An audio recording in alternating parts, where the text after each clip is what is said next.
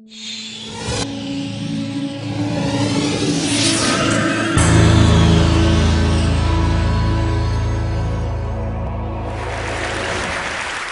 all know the truth of what I'm going to say. I think the intuition that inequality is divisive and socially corrosive has been around since before the French Revolution.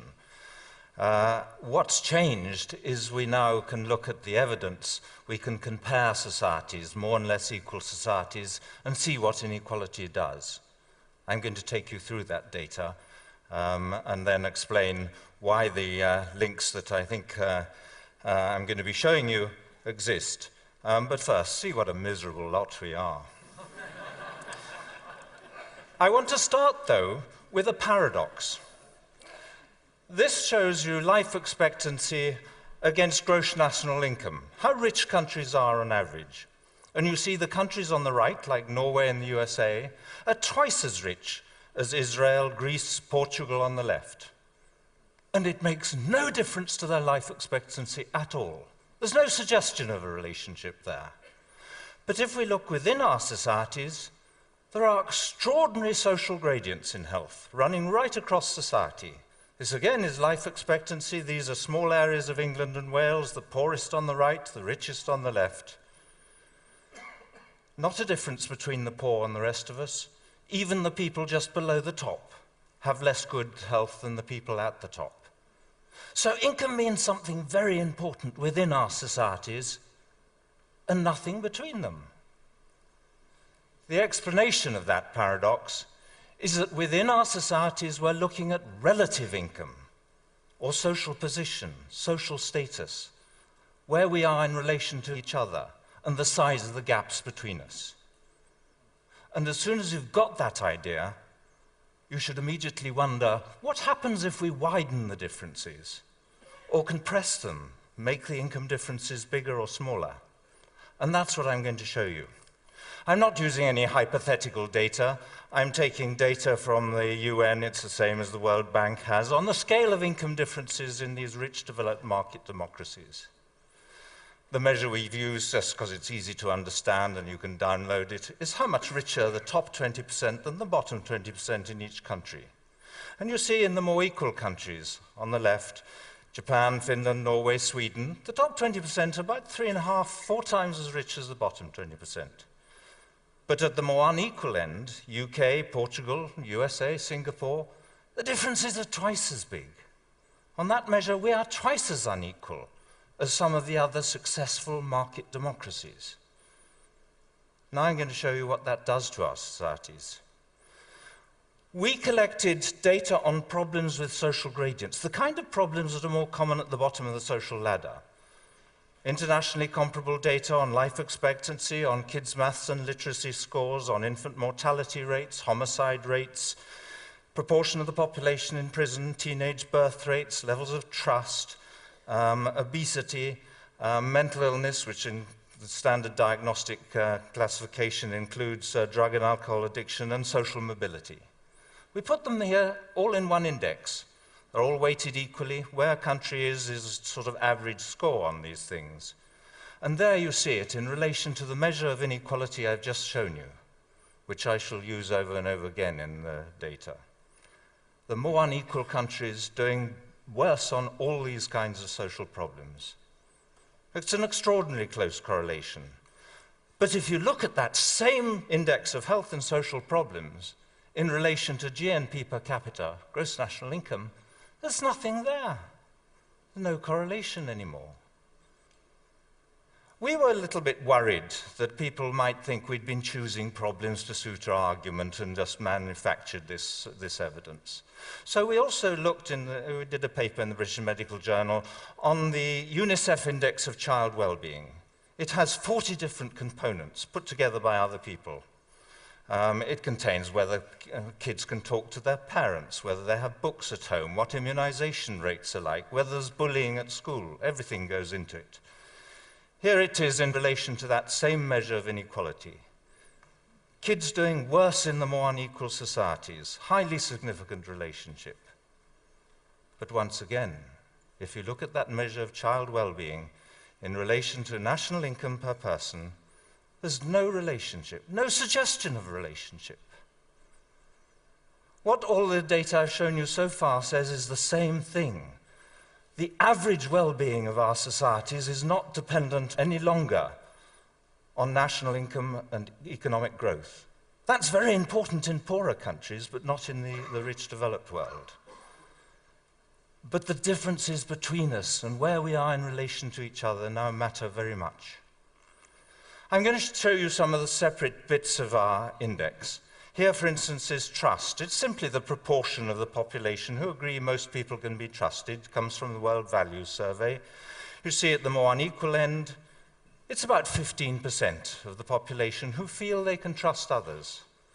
But in the more equal societies, it rises to 60 or 65%. And if you look at measures of involvement in community life or social capital, very similar relationships, closely related to inequality. I may say we did all this work twice. We did it first on these rich developed countries, and then as a separate test bed, we repeated it all on the 50 American states, asking just the same question. Do the more unequal states do worse on all these kinds of measures?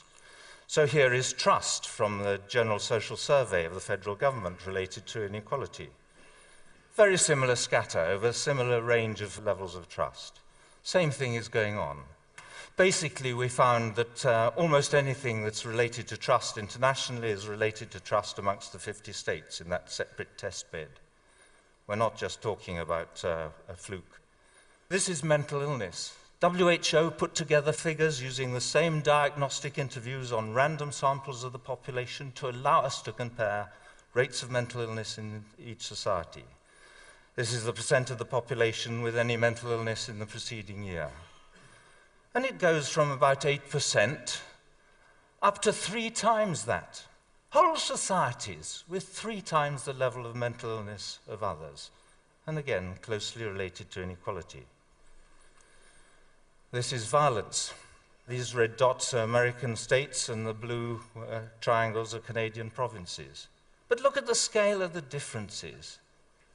It goes from 15 homicides per million up to 150. This is the proportion of the population in prison. There's about a 10-fold difference there, log scale up the side, but it goes from about 40 to 400 people in prison. That relationship is not mainly driven by more crime. In some places that's part of it. But most of it is about more punitive sentencing, harsher sentencing. And the more unequal societies are more likely also to retain the death penalty. Here we have children dropping out of high school. Again, quite big differences, extraordinarily damaging if you're talking about using the talents of the population. This is social mobility. It's actually a measure of mobility based on income. Basically, it's asking, do rich fathers have rich sons and poor fathers have poor sons? Or is there no relationship between the two? And at the more unequal end, father's income is much more important. In the UK, USA, and in countries, the Scandinavian countries, father's income is much less important. There's more social mobility. And as we like to say, and I know there are a lot of Americans in the audience here, if Americans want to live the American dream, they should go to Denmark.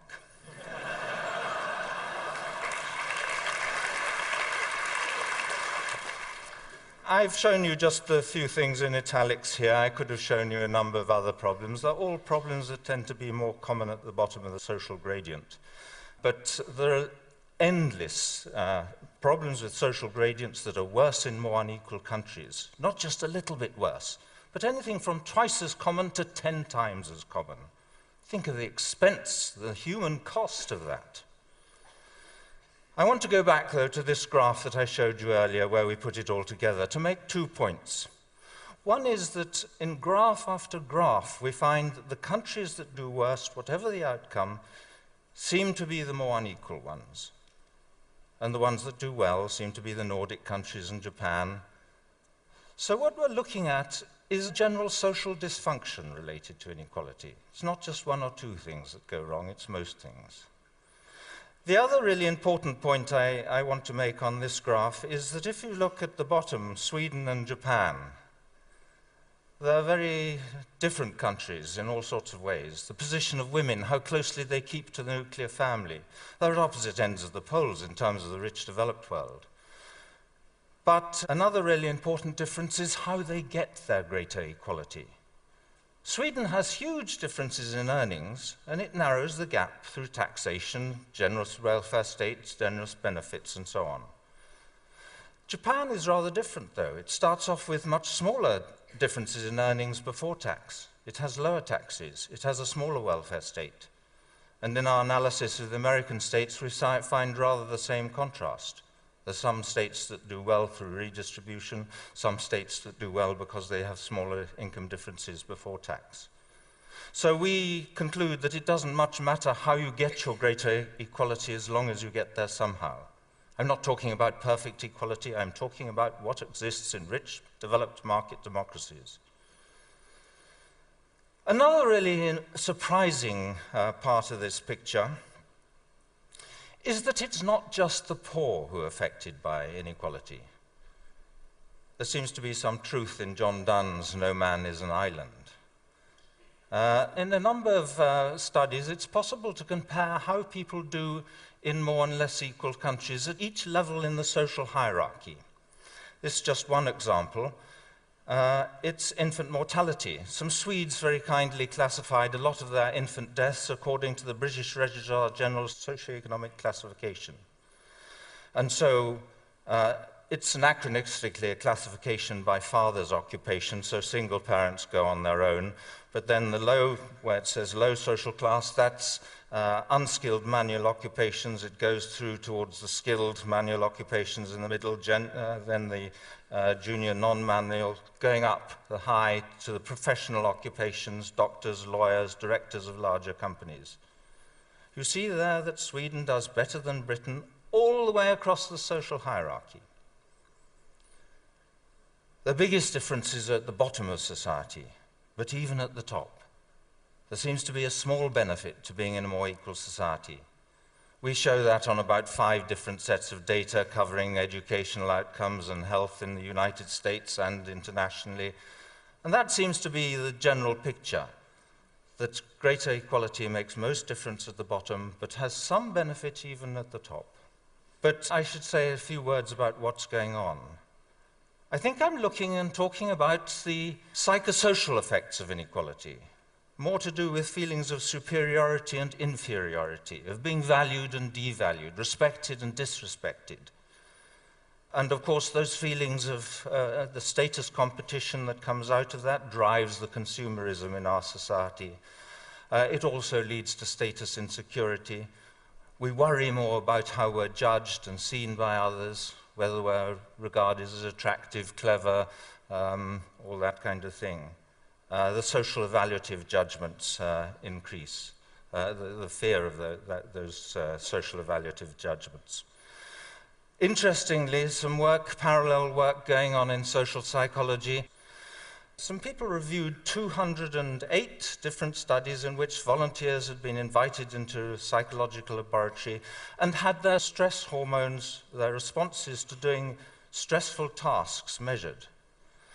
And in the review, what they were interested in seeing is what kind of stressors most reliably raise levels of cortisol, the central stress hormone. And the conclusion was it was tasks that included social evaluative threats to self-esteem or social status in which others can negatively judge your performance. Those kind of stressors have a very particular effect on the physiology of stress. Now, we have been criticized. Of course, there are people who dislike this stuff and people who find it very surprising. I should tell you, though, that when people criticize us for picking and choosing data, we never pick and choose data. We have an absolute rule that if our data source has data for one of the countries we're looking at, it goes into the analysis. Our data source decides whether it's reliable data. We don't. Otherwise, that would introduce bias. What about other countries? There are 200 studies of health in relation to income inequality. in the academic peer-reviewed journals. This isn't confined to these countries here, providing a very simple demonstration of the same countries, the same measure of inequality, one problem after another. Why don't we control for other factors? Well, we've shown you that GNP per capita doesn't make any difference. And of course, others using more sophisticated methods in the literature have controlled for poverty and education and so on. What about causality? Correlation in itself doesn't prove causality.